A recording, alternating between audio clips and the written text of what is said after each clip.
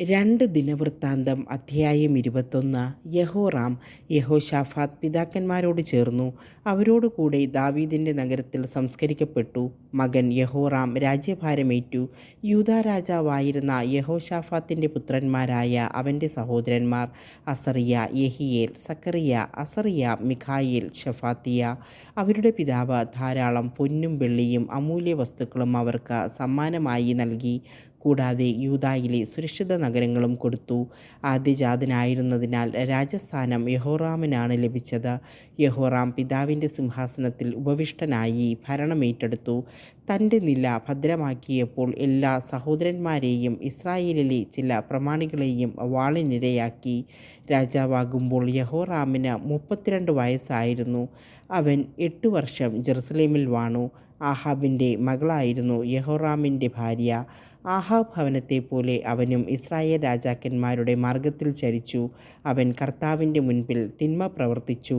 എങ്കിലും ദാവീദുമായി ചെയ്ത ഉടമ്പടിയോർത്ത് അവൻ്റെ ഭവനത്തെ നശിപ്പിക്കാൻ കർത്താവിന് മനസ്സ് വന്നില്ല. ദാവീദിൻ്റെ ഭവനത്തിൽ ദീപം അണഞ്ഞു പോകുകയില്ലെന്ന് അവിടുന്ന് വാഗ്ദാനം ചെയ്തിട്ടുണ്ടായിരുന്നല്ലോ.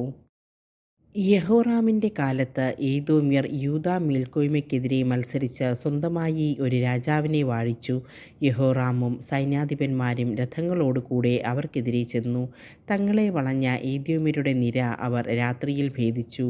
ഏദോമ്യർ ഇന്നും യൂദായുടെ ആധിപത്യത്തെ എതിർത്ത് കഴിയുന്നു. അക്കാലത്ത് ലിബ്നായും അവൻ്റെ ഭരണത്തെ എതിർത്തു. അവൻ തൻ്റെ പിതാക്കന്മാരുടെ ദൈവമായ കർത്താവിനെ ഉപേക്ഷിച്ചത് കൊണ്ടാണ് ഇങ്ങനെ സംഭവിച്ചത്.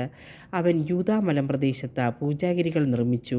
അങ്ങനെ ജെറുസലേം നിവാസികളെ അവിശ്വസ്തതയിലേക്ക് നയിച്ചു, യൂദായെ വഴിതെറ്റിച്ചു. ഏലിയ പ്രവാചകൻ്റെ ഒരു കത്ത് അവന് ലഭിച്ചു. അതിലിങ്ങനെ എഴുതിയിരുന്നു: നിന്റെ പിതാവായ ദാവീദിൻ്റെ ദൈവമായ കർത്താവ് അരുളി ചെയ്യുന്നു, നീ നിന്റെ പിതാവായ യഹോശാഫാത്തിൻ്റെയോ യൂദാ രാജാവായ ആസായുടെയോ മാതൃക പിൻചെന്നില്ല, മറിച്ച് ഇസ്രായേൽ രാജാക്കന്മാരുടെ വഴിയിൽ നടന്നു. ആഹാബ് ഇസ്രായേലിനെ എന്നതുപോലെ നീ യൂദായെയും ജെറുസലേം നിവാസികളെയും അവിശ്വസ്തതയിലേക്ക് നയിച്ചു. പിതൃഭവനത്തിൽ നിന്നേക്കാൾ ശ്രേഷ്ഠരായിരുന്ന നിന്റെ സഹോദരന്മാരെ നീ കൊന്നുകളഞ്ഞു. ഇതാ കർത്താവ് നിന്റെ ജനത്തിൻ്റെയും നിന്റെ മക്കളുടെയും ഭാര്യമാരുടെയും വസ്തുവകകളുടെയും മേൽ മഹാമാരി വരുത്തും. നിനക്ക് കുടലിൽ ഒരു കഠിനരോഗമുണ്ടാകും. അത് അനുദിനം വർദ്ധിച്ച കുടൽ പുറത്തുവരും. എത്യോപ്യരുടെ സമീപത്ത് വസിച്ചിരുന്ന ഫിലിസ്തീരിലും അറബികളിലും കർത്താവ് യഹോറാമിനെതിരെ ശത്രുത ഉളവാക്കി. അവർ യൂദായെ ആക്രമിച്ചു. രാജകൊട്ടാരത്തിൽ കണ്ടതെല്ലാം അവർ കൈവശമാക്കി. രാജാവിൻ്റെ ഭാര്യമാരെയും മക്കളെയും തടവുകാരാക്കി. ഇളയപുത്രനായ യഹോവാഹാസ് അല്ലാതെ ആരും അവശേഷിച്ചില്ല.